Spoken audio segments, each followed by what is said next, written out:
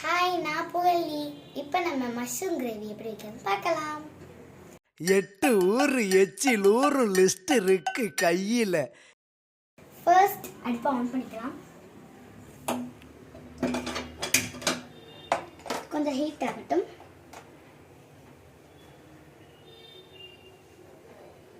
Heat ஆனோடனே mushroom gravy எப்படி வைக்க கற்றுக்கிட்டீங்கன்னு சொல்லுங்கள் பப்பு. மஷ்ரூம் இன்னைக்கு இப்போதான் லீவ் 10 days விட்டாங்க. அப்போ நான் வந்து என்னோட கிராண்ட்மா ஹவுஸில் போய் அவங்க ஹோட்டல் வச்சுக்காங்க, அவங்க சமைச்சுக்கிட்டே இருப்பாங்க. நானும் அவங்க கூட சேர்ந்து சமைச்சு கற்றுக்கிட்டேன். ஓகே, இப்போ ஃபர்ஸ்ட் நம்ம கோகனட் ஆயில் கொஞ்சம் ஊற்றிக்கலாம். கோகனட் ஆயிலா?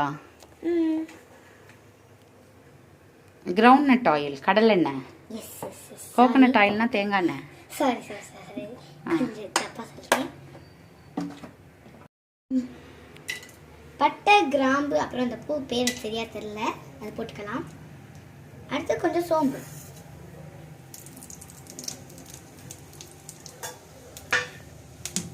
அதை நல்லா வெடிக்க விட்டோடனே கொஞ்சம் மிக்ஸ் பண்ணிக்கலாம்.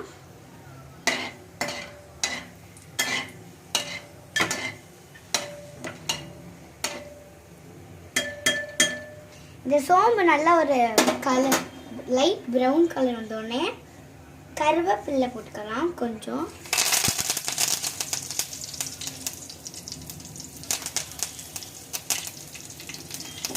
மிக்ஸ் பண்ணிக்கலாம்.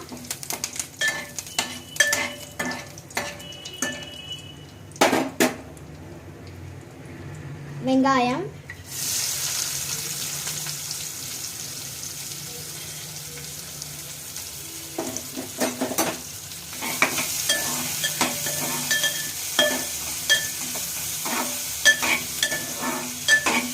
வெங்காயம் நல்லா செவந்த உடனே தக்காளி போடணும். எங்கள் ஆயா சொல்லுவாங்க வெங்காயம் நல்லா செவந்தா டேஸ்ட் சூப்பராக இருக்கும்னு.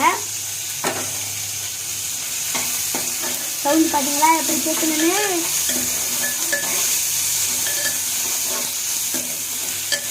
தக்காளி நல்லா வதங்கட்டும். உப்பு போட்டாச்சு அண்ட் அது க்ளோஸ் பண்ணிடலாம். அது கொதிக்கட்டும்.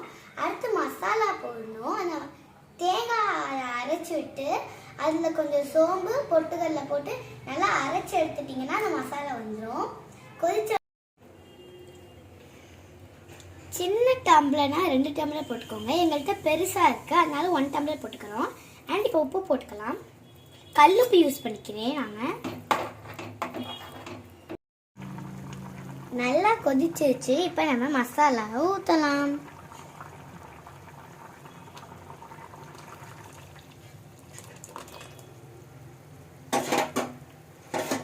மசாலா ஊற்றி நல்லா மிக்ஸ் பண்ணிக்கலாம்.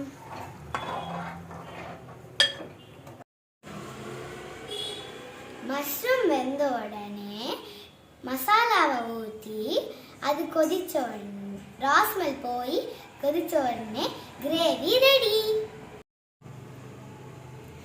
ஆயா நல்லா சமைப்பாங்க. இது ஆயாவோட ஸ்டைல். நீங்களும் ட்ரை பண்ணி எப்படி இருக்குன்னு கமெண்ட்ல சொல்லுங்க.